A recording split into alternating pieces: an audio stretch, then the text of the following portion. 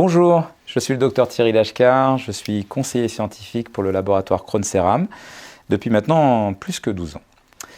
Alors aujourd'hui, nous allons parler des différents modes d'assemblage en prothèse conjointe, soit le scellement, soit le collage.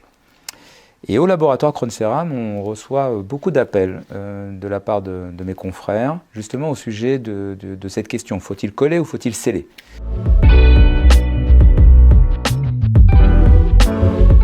Le scellement, aujourd'hui, il est clairement de moins en moins utilisé.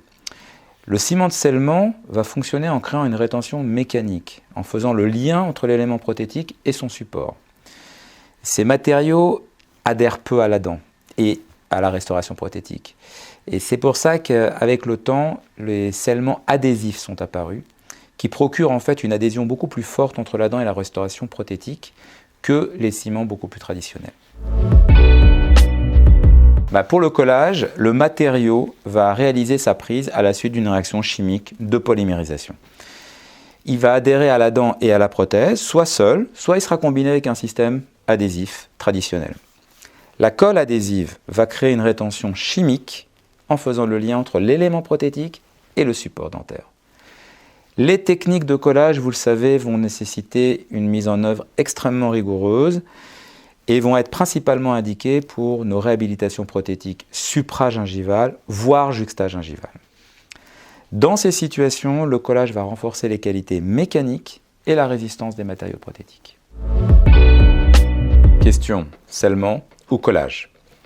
Eh bien en fait, ce choix, on va le prendre en fonction de 5 paramètres cliniques que je vais tenter de vous expliquer brièvement. Premièrement, la situation de la limite de la préparation périphérique. On vient de l'évoquer, plus votre préparation périphérique va être sous-gingivale, plus vous irez vers un scellement. Par contre, si votre préparation périphérique va être juxtagingivale et surtout supragingivale, le collage pourra être une indication. Deuxièmement, la valeur mécanique de la rétention de la préparation. Votre préparation sera rétentive, le scellement pourra fonctionner parfaitement.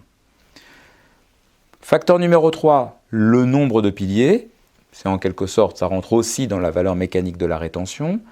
Donc là aussi, plus vous allez avoir un nombre de piliers important avec un parallélisme respecté, plus la rétention de la valeur mécanique de la rétention sera élevée et donc vous pourrez aller sur un scellement.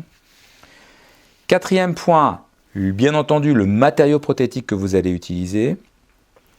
Vous êtes sur du monolithique, vous irez plus facilement sur de l'adhésif, sur du collage. Vous êtes sur de la prothèse céramo-métallique, vous pourrez aller facilement sur du scellement. Et enfin, la composante esthétique de la restauration prothétique.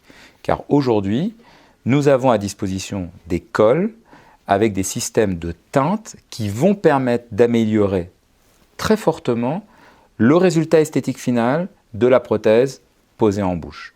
Donc vous allez pouvoir jouer sur la teinte de la colle pour arriver à un mimétisme esthétique le plus proche de celui que vous souhaitez offrir à votre patient.